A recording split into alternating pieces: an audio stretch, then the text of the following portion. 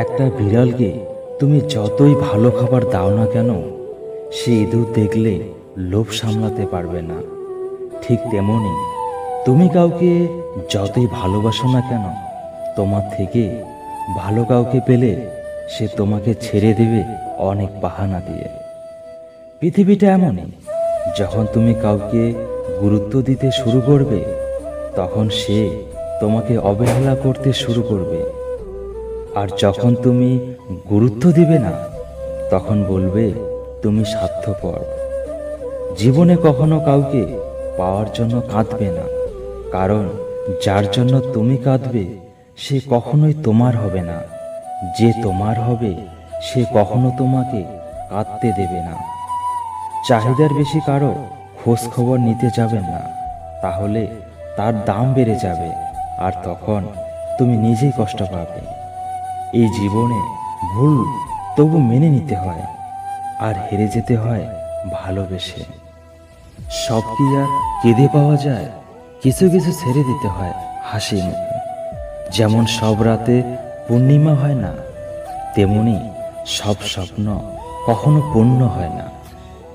মানুষের প্রিয় হতে গেলেও অর্থনৈতিক যোগ্যতা লাগে। যার কাছে অর্থ নেই, সেই মানুষটা কখনো কারো কাছে প্রিয় হয় না। সব সময় এমন মানুষের সাথে থাকার চেষ্টা করো যে তোমাকে সম্মান দেয়, কারণ সম্মান ভালোবাসার চেয়েও অনেক বেশি মূল্যবান।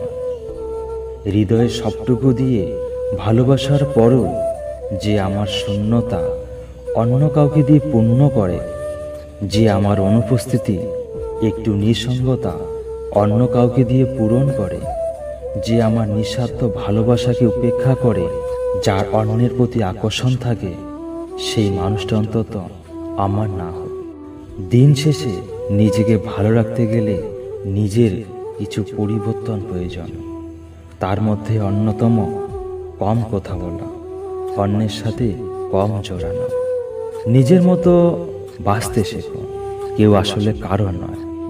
নতুন নতুন সবাই ভালো ব্যবহার করে, পুরনো হলেই সব কিছু পাল্টে যায়। স্বার্থের দুনিয়াতে ভালো খারাপ বলে কিছু হয় না। তুমি যার মন রাখতে পারবে তার কাছে ভালো, আর যার মন রাখতে পারবে না তার কাছে খারাপ হবে। সব থেকে বড় অসহায় তো তখনই মনে হয় যখন কারো সাথে তীব্র কথা বলার ইচ্ছা থাকা সত্ত্বেও কথা বলতে না পারা। মানুষ কখনোই নিজের ব্যবহারটা দেখে না, যে তারা কি রকম ব্যবহার করলো। তারা শুধু দোষ দেবে যে আপনি তাদের সাথে কেমন ব্যবহার করলেন। সবাই আপনার রাগ অভিমানটাই দেখবে, তার পেছনে কারণটা কেউ দেখার চেষ্টাও করে না। হ্যালো বন্ধুরা, ভিডিওটি ভালো লাগলে অবশ্যই শেয়ার করবেন। ভালো থাকবেন ও নিজের খেয়াল রাখবেন।